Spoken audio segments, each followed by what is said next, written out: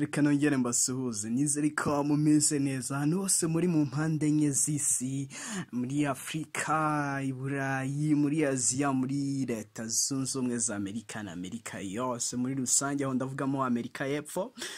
Ibintu byose birihuta, ariko kugira ngo bitagusiga ugomba kujyana n'umuvuduko TV, kuko niwe uzajya ukugezayo amahoro. Hanyuma rero inkuru tubazaniye aka kanya ni inkuru wavuga ko itangaje. Urabona bavuze ko cyangwa se amabwiriza arasaba ko mu rwego rwo kwirinda, urabona ko bafunguye abatwara abagenzi kuri moto, ariko bakavuga ko abantu bakwiye kwitwaza udutambaro bashyira muri kasike mu rwego rwo kwirinda nyine ikwirakwiza cyangwa se kwandura cya cyorezo cya COVID-19 cya coronavirus. Bisaba rero ko abantu bitwaza udutambaro, ari nabo bari bavuze bati abantu bakigurira kasike ababishoboye. Ariko rero igitangaje, abagabo ngo ibintu byatangiye kubatonda cyane cyane ko barimo baribagirwa udutambaro two mu mutwe mbere yuko bambara kasike. Rero ahangaha ni mu karere ka Muhanga byagaragaye, ariko n'abandi nkeka ko bigoye. Abamotari mu karere ka Muhanga baravuga ko shimira gusubukura akazi, ariko ko abagabo bari kubagora cyane kuko bibagiwe kuza bitwaje udutambaro two kwambara mbere y'ingofero y'ubwirinzi kasike. Rero urabona akenshi abantu b'abagabo akunze kumubona yifite nka telefone cye mu ntoki gusa, nta kindi kintu afite, mu gihe abagore ku rundi ruhande bakenshi bakunze kwitwaza utuntu tw'ibitenge, utuntu twa mushwari n'ibindi. Rero abamotari baravuga bati ariko uko biri kose abantu b'abagabo bari kutugora, kuko utu dutambaro raje mu kumvikana ibiciro nta kibazo gihari, ariko wari ugasanga nta gatambaro afite, kandi ibyo nabyo ntabwo byemewe kwambara kasike gusa ku mutwe musa nta gatambaro. Urumva rero ko bitoroshye. Bagabo bite ibintu byose birihuta. Urumva ko nabo rero kuko batigeze bajyana n'umuvuduko TV, ntabwo bigeze bamenya ko mbere yuko wambara kasike ugomba kubanzamo agatambaro. Abagabo rero mugomba kwikubita gashi. Ni inkuru ishekeje ariko kandi igenda inigisha. Abamotari bavuga ko abagore nta kibazo kuko ahanini bitwaza ibitenge, akaba ari byo bari kwifashisha, ariko ngo abagabo bari kuza gutega bibereye aho gusa, bigasaba ko babihorera kuko uwafatwa yabihanirwa. Rero murumva ko bitoroshye cyane abantu b'abagabo. Reka nsuhuze abantu b'abagabo bose bagiye bibagirwa udutambaro tujya imbere ya kasike mbere yuko bayambara. Rero ariko ibintu byose nuko birihuta, ariko kandi kugira bitagusiga ugomba kujyana n'umuvuduko TV of course, ukagenda ugakanda kuri subscribe kugira izi nkuru zose zijye zikugeraho, utazananirwa cyangwa se ngo amakuru agucike cyangwa ngo ushiduke hari ibyahindutse, kuko byose byihuta biri ku muvuduko. No ku muvuduko TV wajya ubisangaho updates zose, nta handi wazisanga.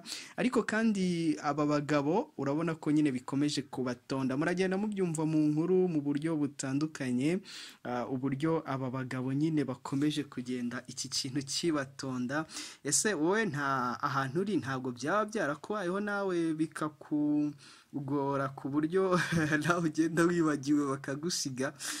Rero mu rwego rwo kugendana n'igihe no kugira ngo gahunda zawe zitivanga, ushobora gushaka ako gatambaro ukagenda. Rero namwe badamu murabafasha b'abagabo, mukore uko mushoboye, mubibutse ujye ubabwira uti mutware mwiza rwose, wibutse kuri bugendera moto kandi nta gatambaro afite. Se nanone ikibazo muzabagabo uzajya mudutwara hehe? Ariko nyine ibintu impinduka zigomba kumenyerwa, hanyuma utwo dutambaro natwo tukagenda twitwaza. Ndakeka ko byazajya bigenda neza cyane. Ahangaha ni Muhanga, ariko se mu karere ka Kamonyi hafi aho ngaho Ruhango, ukamanuka mu karere ka Nyanza ugahita ujya i Huye hariya, ugakomeza mu karere ka Gisagara, Nyaruguru na hehe mu majyepfo hose bimeze bite mwebwe? Murimo muribuka utwo dutambaro abagabo cyane cyane mu mujyi wa Kigali mwahise mubyumva cyane, ariko Abanyakigali ubanza ari abanyamujyi akenshi abagabo baba bari mu modoka, ariko kandi urumva ko ni ngombwa cyane. Nizere ko nubwo bibagiwe agatambaro, ariko agapfukamunwa ko batakibagira. Iburasirazuba mwe bimeze gute mu turere twa Bugesera? Abamotari ntabwo abagabo bari kwibagirwa udutambaro. Rero ibintu byose birihuta nibyo mpora mbabwira, ariko kandi kugira ngo bitagusiga ugomba kugendana n'umuvuduko TV. Nta kindi usabwa ni ugukora subscribe, hanyuma ukajya unasura iyi channel ya YouTube ni umuvuduko TV of course, kugira ngo ujye ugenda ubona aho ibintu bigeze baze kugusiga igihe kiragucitse, wari uri muriruka ku mafaranga, boss aravuze ati ibintu byo gukererwa kwawe kandi uzize agatambaro. Ndakeka ko hari kera tukiri batoya hari uburyo twakira agatambaro k'umwana w'Imana kari, ariko akenshi n'ubundi byakinwaga n'abana b'abakobwa. Urumva rero ko wamugana ibyo haturutse kera, abantu b'abagabo ntago bitworoheye twese muri rusange, ariko nizere ko bizakomeza kugenda neza. Ushobora gukora subscribe ku Muvuduko TV kugira ngo tujye tubana mu buryo butandukanye. Reka mbifurize kugira amagara mazima ndetse n'ubuzima buzira coronavirus muri ibi bihe. Dukomeza kwihanganisha abantu mu karere ka Rusizi kuko bo bakomeje kuba mu kato, ndetse imirenge imwe iri hariya ikaba nayo yarashubijwe kuri gahunda ya guma mu rugo. Ko mutwe nako bafite kugira ngo bimwumvishe nyine, wenda yaba afite wenda n'igitambaro kindi ku ruhande akabona kugishyiramo, ariko nta myumvire bari bagira uko bagira igitambaro, cyane cyane nko ku bagabo. Urabona birimo kugora nk'umudamu barimo guhita areba nk'igitambaro kindi agahita akigira. Iyo niyo mbogamizi ndimo kubona. Umugore we nta kibazo, arareba n'igitenge agahita gishyira mu mutwe, ariko umugabo aravuga ati si igitambaro nagikura he. Nicyo kibazo dufite cyane k'umugenzi.